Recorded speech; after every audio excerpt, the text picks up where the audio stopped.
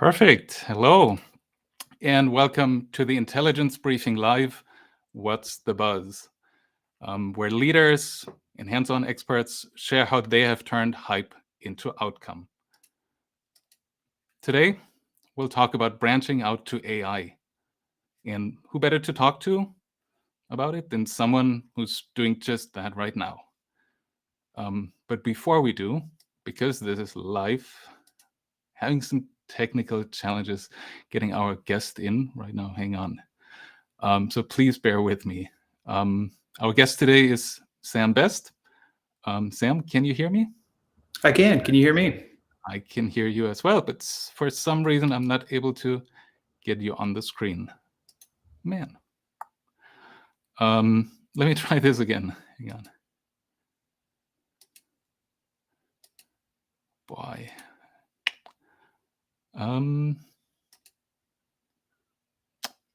That is strange.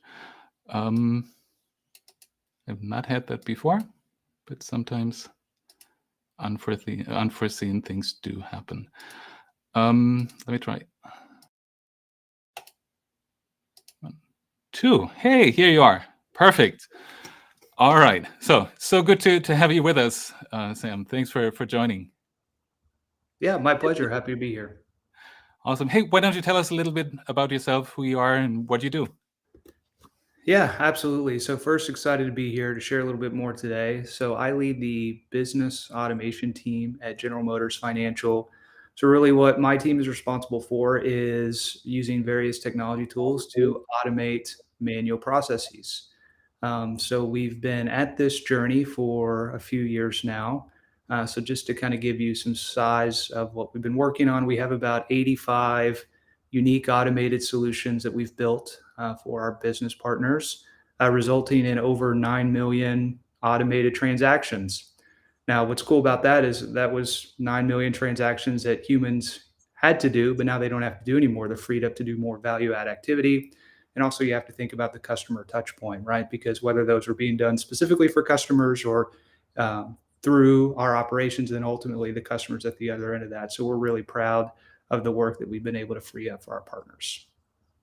That's awesome. Hey, Ben, it really sounds like you've seen quite a few things. And I think you Chad, in your previous role, you've been a consultant working on these kind of projects as well. Yeah, exactly. Yeah, I've been in the automation space for about 9 years now. So here at General Motors Financial, and then previously, as you mentioned, I was in technology consulting, doing the same thing for companies all over the globe. Awesome. So again, like I said, really excited to have you with us. And for those of you that are just joining the stream, drop a comment in the chat what you've worked on so far. Is it RPA and AI, just AI? Maybe you're just learning about this as well, and I'm hopefully using this as a good resource to get started. But really curious where you are on that journey. So Sam, what do you say? Should we play a little game to kick things off? Yeah, let's do it. Okay, perfect. So this time technology is on my side. I'm so happy. All right, so this game is called Fill in the Blank. It's a new one. So when I hit the buzzer, the wheels will start spinning. And when they stop, you see a sentence. And I'd like you to complete that sentence with the first thing that comes to mind and why. So fill in the blank.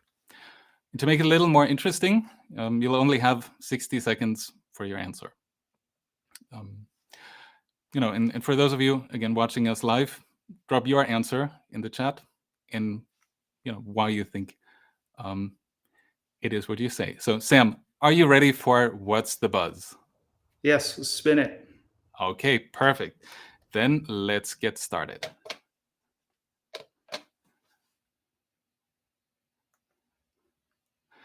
AI projects in 2022 are like, go, 1 minute.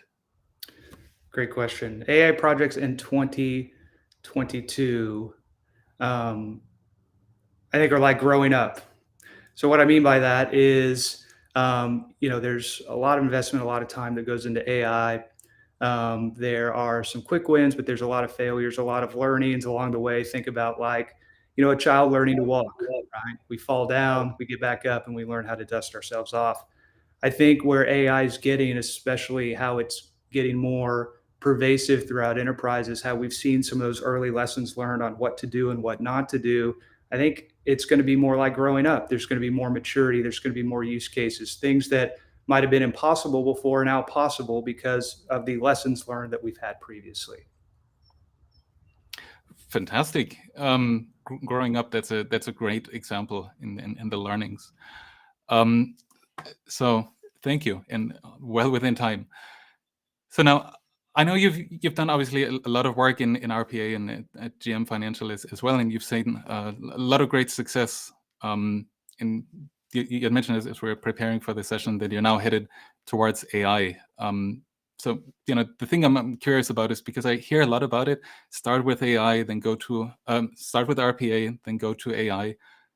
What would you say? How can an RPA program prepare you for AI and prepare your organization for AI? Yeah, that's a great question. And maybe before I jump right in, just to kind of set up how we're structured here at GM Financial, is that my group, as I mentioned, we're doing process automation stuff primarily via RPA. However, we have other groups that have been working on AI machine learning solutions for quite a while. I mean, we have a phenomenal chatbot that helps with our customers called Nancy. Actually won a AI use case a couple years ago for the way we price off-lease remarketed vehicles. So that team has done a fantastic job as far as building these capabilities internally. So when I look at, if we have these kind of two unique capabilities, we have AI over here, we have the RPA team over here, how can we combine these two mature capabilities to even unlock more value for our internal operations and for our customers? So that's how we're set up here at General Motors Financial. I would say that I think these have a lot more in common than people think, because a lot of times we have the propensity to think about the technology initiatives that we're working on. Well, this is machine learning, or this is maybe specific data science, this is RPA, when really there's a lot of rinse and repeat on how you get things done. So what I mean by that is, having been in automation for the last 9 years, one of the larger things that I see where people fail is that they try to do things by themselves. Maybe they're working in a silo within the business and they may see some limited success, but it's really hard to serve your global customer base and your global internal customers as well too. So really what I have found, that if you have things like, how do you deliver an automation? How do you assess opportunities? How do you realize value? How do you put together a product roadmap?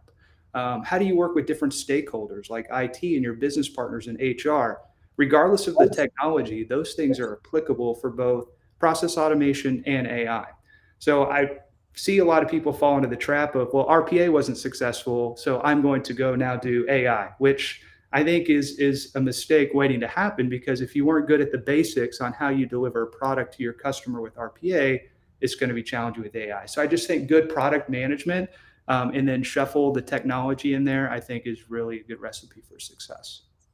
Fantastic. Thanks for sharing. And I think what you said about getting the basics right and the fundamentals in place, and then adapt it and roll it out to something that is inherently more complex like AI, then I think that's a great suggestion. So looking at the comments just real quick. So we have some here where folks are on their journey, and from Peter, RPA and AI in different industries. From Glenn, process orchestration with many large financial services institutions. Jesse, more on the educational materials. Perfect. So I think a good mix of where folks are. And quick shout out to Tolani. Hey, great to have you with us as well. So Tolani said AI in 2022, it's like testing the waters. Excellent. So maybe let's switch gears a little bit. And on one hand, like I said, start with RPA, see what you can replicate and build upon for AI. But I think that the part that I'm curious about, and that I'm assuming our viewers are curious about as well, is what is one of the use cases that you guys are looking at, maybe in addition to the chatbot Nancy that you mentioned?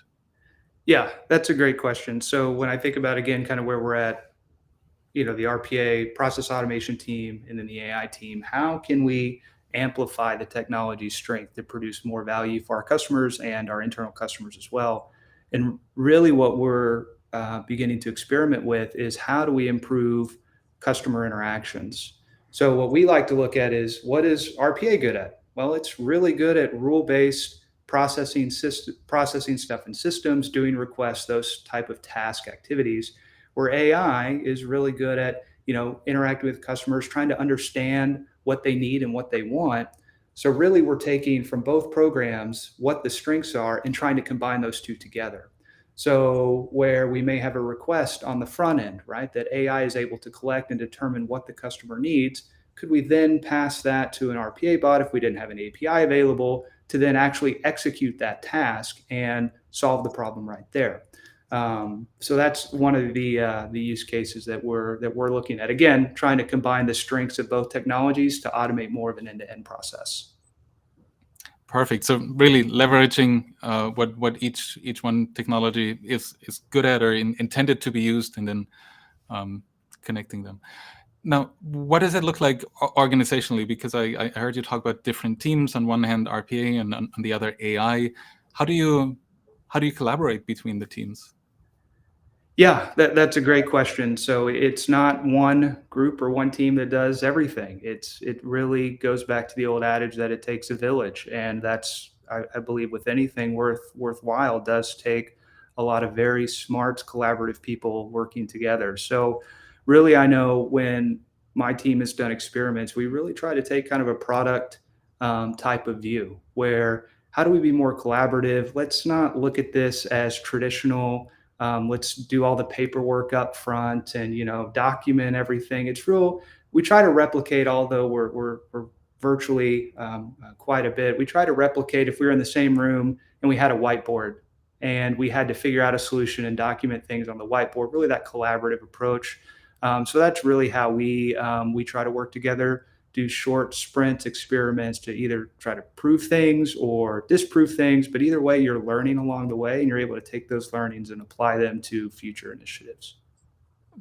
Great. Now, I had a conversation with somebody just recently about how do you decide how long these projects run, and at what point you maybe pull the plug and say, well, that's been going on for so long, we're not seeing the results that we want and we need.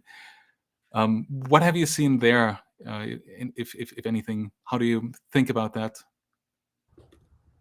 Yeah, I think that's an interesting question. And I think you can easily fall into this if you don't have a predefined measure of success up front, right? Even if it's as simple as, hey, we're trying to prove this technology or whatever, you need some sort of mission statement or some sort of measure of success before you start an experiment. Because then you can kind of get into no man's land, right? Where you're in there, you're still churning through it. It doesn't feel great, but we don't know if we need to pull the plug yet. But if you all have kind of this alignment up front that, hey, this is what we're trying to prove via this experiment, and this is the time boxed activity in which we're going to do that, then it's a lot easier to have conversations on, do we need to extend? Do we need to modify? Or do we just need to pivot to something else altogether? Yep. Perfect. Thanks for sharing. I think that's very valuable.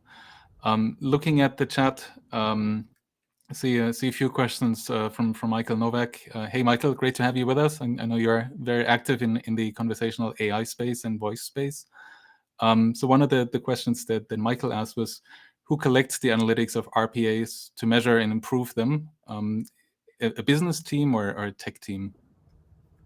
Yeah, so that's something my team does as part of the product management. So not only do we have metrics and things that capture, for use case management, assessing processes for automation, but also in production, we go out there and grab exactly how many transactions the automation completed. We also work with our financial planning team to understand what the monetary value is and a lot of other things. And then we're able to roll that up to a nice dashboard so that we can see what exactly our automations are doing. And also that drives insights, right? Because we're able to review that and see, are there enhancements or are there other things that we can do to make things more efficient? Thanks. Great point on the dashboard as well, because I think if you can actually see the data and show the data, then it's a lot more tangible than just a gut feeling of how this is probably working or how it's not working as well as we would like it to be. You can, show the data. That's awesome. Very good. So I see we're just about coming up on time. Maybe let's summarize. So what I take from our conversation are 3 things. If you have an RPA program in place, reuse, adapt the governance, delivery lifecycle, business case evaluation, and so on. So everything that you've learned around RPA is something that you can readily apply to AI, and it's only getting more complex from that sense of how do you manage that when you add that uncertainty or that exploration of AI into it. So you don't really need to start from scratch, but really build upon something that you have. I think the second point that you mentioned was, again, leveraging the strength of the technology, RPA more for the repetitive tasks, executing, automating certain things, but then AI more for the reasoning side and where it's a little fuzzier with what happens. And then the third one, what I heard you say was team up with others across the organization and complement your skills and your skill gaps. So everybody learns and everybody gets the best of both worlds. Would you say that captures it? Yeah, I think that's great. Awesome.